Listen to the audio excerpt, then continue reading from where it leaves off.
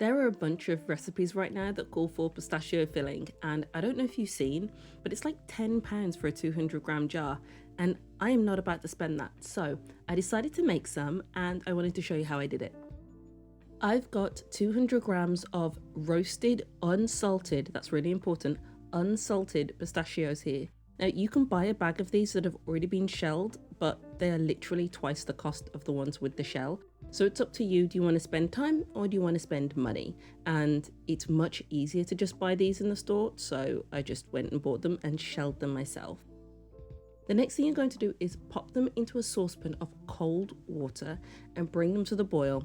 And once they've boiled, then you're going to take them off the heat. Now, this serves two purposes. Purpose number one is that it's going to help me get the brown skin off the outside. But if you've got some that are vibrant green and the skin's already been taken off, you're still going to need to boil these a little bit so that they're warm, because it's much easier to make this paste if it's warm, because it's serving two purposes. So I'm removing the skin, but while these are still warm, you want to put these into your blender. I'm using a blender, but you could use a food processor. I gave this a go because I thought it'd be closer to the blade and it might be a bit easier. But if you've got a small food processor, then it probably would work as well. But mine is massive, so I went with a blender. I'm just using a bullet blender here. It's the Smoothie Maker Ninja one. It's really good. And it took me two 45-second blends.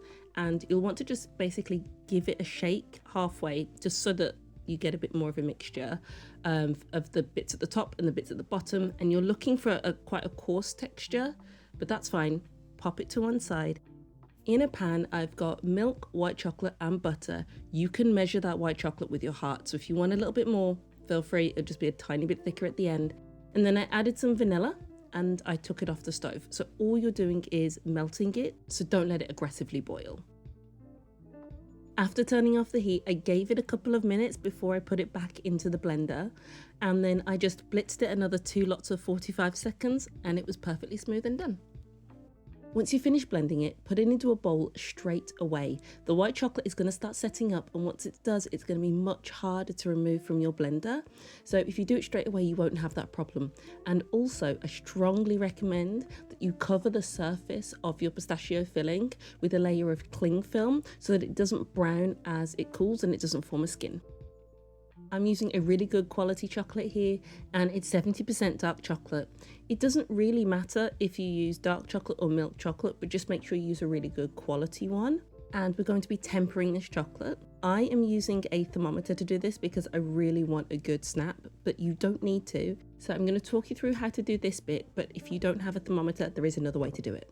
I have my container over a saucepan of water. The water doesn't touch the double boiler so that it melts really evenly, so it's just the steam that's doing it.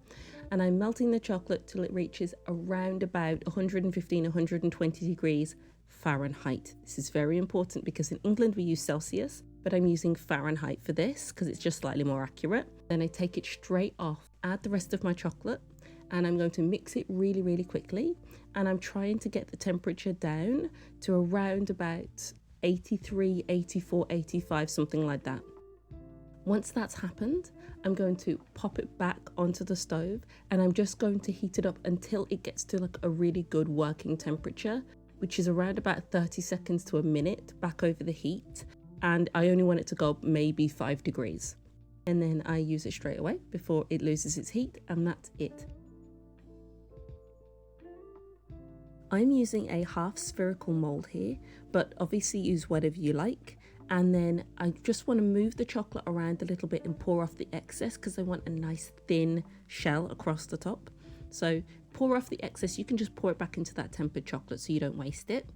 And then I'm going to pop it into the fridge for around about 20 to 30 minutes just so that it's really well set up, and then we can add the filling. Pop your filling into a piping bag. No nozzle, just cut the end off. And then you can fill your chocolate shells there. Maybe if I was doing it again, I think I would have used a spoon to flatten out the mixture even more, but you live and learn. And then I've put some tempered chocolate on the top of it and tried to move it around a bit to smooth it out. And then it's back in the fridge for at least an hour, if not 2, and then they're ready to serve. I don't like eating on camera, I'm not gonna lie. Maybe I'll get over it one day, but today is not that day. But I really want you to hear this snap.